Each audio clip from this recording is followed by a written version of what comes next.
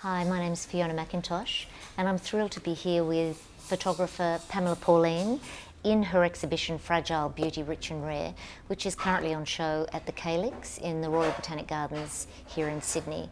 And it's the most gorgeous autumn afternoon and there are many people coming in and out with lots of questions, really intrigued about the exhibition, the works that are on here at the moment, and I'm sure have many questions. I've got a few questions. Okay, yeah. I'd love to talk to you first about being an artist, your journey as an artist, your journey as a photographer. They say medium creates meaning for artists. What is it about photography that draws you in? Yeah. Well, I guess I've always had a camera by my side since I was a teenager. You know, I loved documenting moments and people and landscapes and nature. And it's just been my constant friend. I feel that I guess the documentation side of photography is what really appeals to me. It's real, not always literal, but it's real. And I think over the years, my photography has certainly changed a lot, like any artist. It's evolved. So, you know, where I started documenting my life and experiences, it's moved more towards art photography. It's still purely photographic, but it is art as well. So it's moved beyond documentation and moved into something which resonates, which may have some underlying meaning, an emotion. Yeah, my work has to be emotive. If it's not emotive, I don't know what the point is. It has to have a deeper meaning to what you initially see. And that's, yeah. So photography, we have this perception of photography and always have really, and a fascination with it since its start in the 19th century, about recording the truth and recording reality.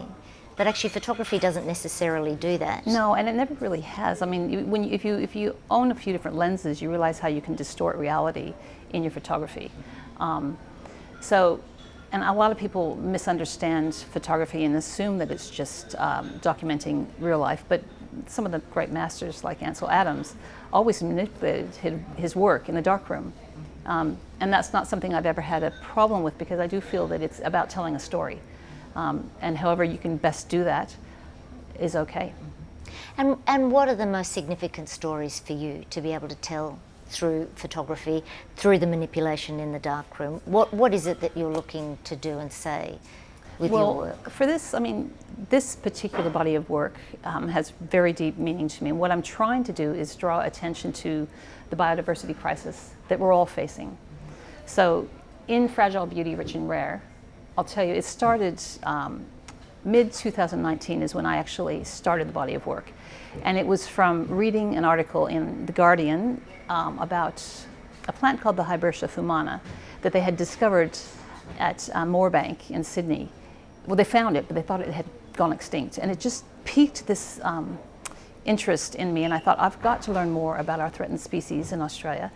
And you know, as soon as I started making phone calls, I realized this is something that everybody needs to learn more about. So I eventually got behind the scenes at the plant bank in Mount Annan and started documenting the threatened species that they have there with the guidance of a horticulturist.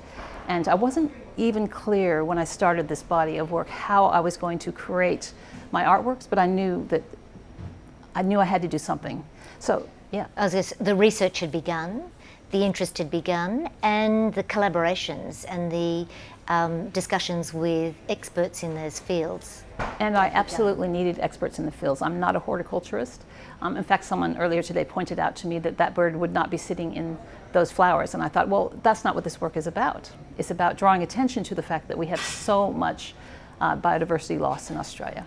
Shall we unpick exactly what the work is about? Should we look at one particular work that encapsulates the rest of the show? Yeah, well, let's do that. So I gather there are 10 works in the series Fragile Beauty, Rich and Rare, one for each state and territory, which represent each state and territory, Yep. and then a couple that are about a nationwide overview, which I guess actually is also what the title suggests, Fragile Beauty, Rich and Rare. That's right. And this particular one, Biophilia bouquet is one of the ones that can be perceived more as a national story than a specific state or territory story. Yeah. Should we just have a little bit of a chat about how it's come together and how it also reflects what else is going on in the body of the exhibition? I guess the first thing I see is a gorgeous still life and a bouquet of absolute abundance with a few cheeky birds poking through, and then some interesting reference points, some interesting books. The globe, the old globe here on one side, and the hourglass, which with dark sand running through. For me, I'm reminded of Dutch still lifes from the 17th, 18th century, which also talks to me about colonial histories of other nations, which is obviously a very powerful history of ours. The colonial globe and the hourglass. Do you want to talk a little bit about how Dutch still lifes have informed the composition and the approach for this work? Absolutely, yes. Well, when I started working with my threatened species, the first little body I worked on was sort of ethereal artworks, but I really realized that it's such an important topic. It needed a lot more messaging in the artwork. What do you mean by ethereal? Well, these artworks behind here, so just sort of beautiful mystical landscapes that were not literal, real. And perhaps the story was less obvious or less overt. It was less overt, and I didn't know if people would just think, oh, that's a beautiful artwork. I wanted them to actually take more time and think more deeply. So I thought the Dutch still lifes are perfect that way with all of their allegory and symbolism. So I thought that's what I'm going to do. That's what I'm going to create. And all the hidden secrets in Dutch still lives and the hidden symbolism, which really referenced morality, individuals, and the impermanence of things, mortality. Which I thought this was interesting. This was an interesting take because in reality, every single thing that you see in these artworks is actually alive, unlike still lifes, and that they were all nature morte, they were dead. These are all still living, still in the ground, all of these plants. All the birds are living, none of them are taxidermied. Yes. So I thought it was a sort of a play on still life as well, because they're not still, but they could become still if we're not, Yes. Yes. Yep. So you mentioned that you've worked with wildlife carers, horticulturalists who work in the field protecting threatened species. Do you want to talk a little bit about how you actually identified the species with them and then how you actually photographed them? Yeah. So, I needed a horticulturist by my side because I wouldn't be able to identify these myself. Working behind the scenes, though, a lot of the plants are actually labeled. So I would, if the horticulturist wasn't right there with me, I would read the label. I would sometimes write there, but often later research that particular plant. Was it indeed threatened, and why? So, the horticulturist guided me, but then I did a lot on my own with them sort of in the background, yes. In terms of the wildlife, I suppose one of the most incredible experiences was going out to Perth to visit the Carrican Rehabilitation Center with the black cockatoos. I literally had a cockatoo named Randy sitting on my shoulder the entire time I was in this enclosure. He wouldn't leave me alone, and it was just one of those really special moments with wildlife. But I needed the support of the carers to make sure I could actually capture some of these images. People say, why didn't you capture them all in the wild? Well, of course, I would never have finished the project if that was the case. Wouldn't have happened. So they do say you should never work with children or animals. They do say that, but I've done that, I've been a portrait photographer for a long time, so I'm quite comfortable working with both. Right, obviously. And are there any particular ones in this work that you'd like to draw to our attention? Oh, I have to say I absolutely love the forest red-tailed black cockatoo. I just find them charismatic, beautiful, intelligent. But then I guess that goes for all of the birds. The palm cockatoo looks ancient. He is ancient and wise. We've also got the Carnaby's cockatoo, which are critically endangered in Western Australia. Gouldian finch, although I know they've had a little bit of a comeback. We've got the bushstone curlew. Look at that eye. I wanted to bring in a bit of humor in this as well. Nothing's to scale. Yes. Except for the fact that the biodiversity crisis is actually that large. Yes. In that tiny vase. That was important to me to sort of create that feeling. Not that you know that right away, but once you start to understand that this is all threatened. Did you actually create the vase? I didn't. and create the bouquet? Okay. Well, the first thing I did was I painted a backdrop. So if you can see that that's painted, I set up my studio with the terrestrial globe with these books that are all relevant to this topic and this little vase. Okay. And then people say, well, are you a florist? How did you get those all in there? I mean, there's 65 threatened species in there. Nationwide. Yeah, I mean, there's many more than that, but Yes. but this is a national sort of picture. Yeah. In this particular one, there's 65 threatened flora. And no, so I carefully extracted what I wanted from each photograph and then placed it. So So your commitment as an artist is not just about photographing what is there and understanding what to photograph and how to select it and how then to choose the sort of personality or character around it. But then it's many hours back in the studio creating the story. And creating the story. Yeah, so masking out everything that I didn't want to see. So this particular artwork, for example, has 307 layers. It's got all of the threatened species. Then with that, of course, I had to consider the shadow to make it three-dimensional. So they all have shadows that were created from the original photograph. So it's very detailed, very complex, enormous file, 24 gigabytes. And at that point, your computer slows down, mine slows down, and you sort of think, you know what? Done is better than perfect. Yes. So, I eventually was very happy with this creation, and I said, that's it, flattened it, and it's ready to print. And then I guess the next phase in being a photographer is actually selecting the scale to which you print, the sort of paper that you print, the sort of finish that you want on the work. Yeah. So, it's material, it's a selective eye, Yeah. it's understanding the equipment that you're using, it's multi-layered. It's multi-layered. And I thought for the still life work, I really didn't want to have glazing, because in traditional still lifes, there wasn't glazing. The varnish, No, the actual glass.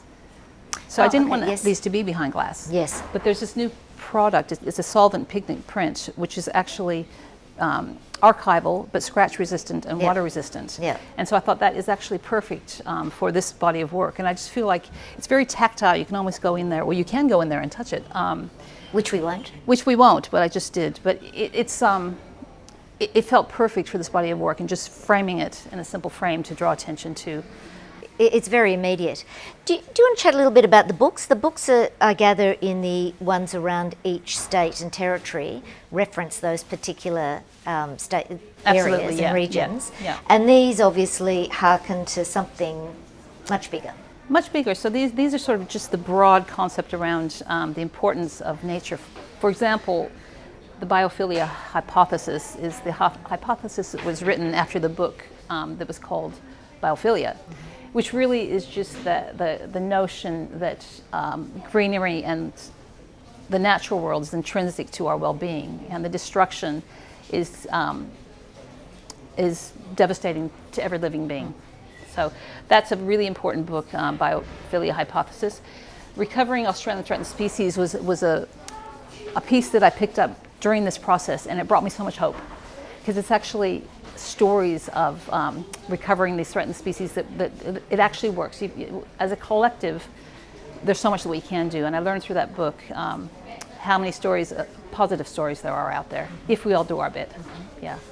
The Greening of Gondwana? Oh, that's just a book I have on my shelf, and it's fascinating just how Australia has become this continent that has so many species that are endemic just to Australia. Yeah. It's absolutely fascinating. Beauty, rich and rare. Yeah, that's right. And Botanica. Botanica, well, these are personal works, and I had to throw that one in because it was given to me by my mother. So, and my whole family sort of plays a little role in here. My husband brought me this little caterpillar from the garden while I was working, so I thought, well, I'll just add that, and I think it completed the piece.